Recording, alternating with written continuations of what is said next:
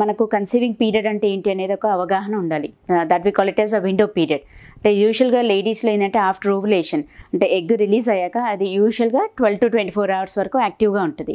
And దాంతోపాటు sperm cells అంటే కలిసినప్పుడు వెజైనాలో డిపాజిట్ అయినప్పుడు దాని యాక్టివ్ లైఫ్ స్పాన్ కూడా 2-3 డేస్ అంటే అరౌండ్ 48-72 అవర్స్ వరకు యాక్టివ్‌గా ఉంటుంది.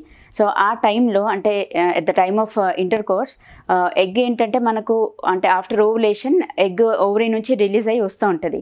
సో ట్యూబ్లో ఏంటంటే నెగిటివ్ సెక్షన్ ప్రెషర్తో ట్యూబ్ లాక్కుంటుంది ఎగ్ని. ఎట్ ద సేమ్ టైం కలిసినప్పుడు ఏంటంటే వీర్యకణాలు అన్నీ కూడా వెజైనాలో డిపాజిట్ అవుతాయి.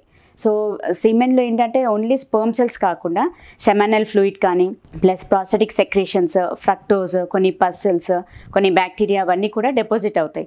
సో అందులో నుంచి మనకు యాక్టివ్గా కదిలికున్న స్పెర్మ్ సెల్స్ మూవ్ అవుతూ పైకి వెళ్తాయి. So through out the vagina travel చేస్తూ గర్భసంచి ముఖ ద్వారం దాటుకొని గర్భసంచి లోపలికి ఎంటర్ అవుతాయి. సో గర్భసంచి యూట్రైన్ కాంట్రాక్షన్స్తో స్పెర్మ్ సెల్స్ అన్ని కూడా ఫార్వర్డ్గా తోయబడుతూ ఉంటాయి. దాని ద్వారా మళ్ళీ ట్యూబ్ దగ్గరికి రాగానే ట్యూబ్లో నెగిటివ్ సెక్షన్ ప్రెషర్తో సో ట్యూబ్ లోపలికి వెళ్ళిపోతాయి స్పెర్మ్ సెల్స్. సో ఎగ్ వీర్యకణం కలవాలి అంటే యాంపులరీ పార్ట్ అంటే ట్యూబ్లో వైడెస్ట్ పార్ట్ వెడల్పు భాగంని యాంపులరీ పార్ట్ అంటాం. సో ఆ చోట ఎగ్ స్పెర్మ్ ఫర్టిలైజ్ అవుతుంది.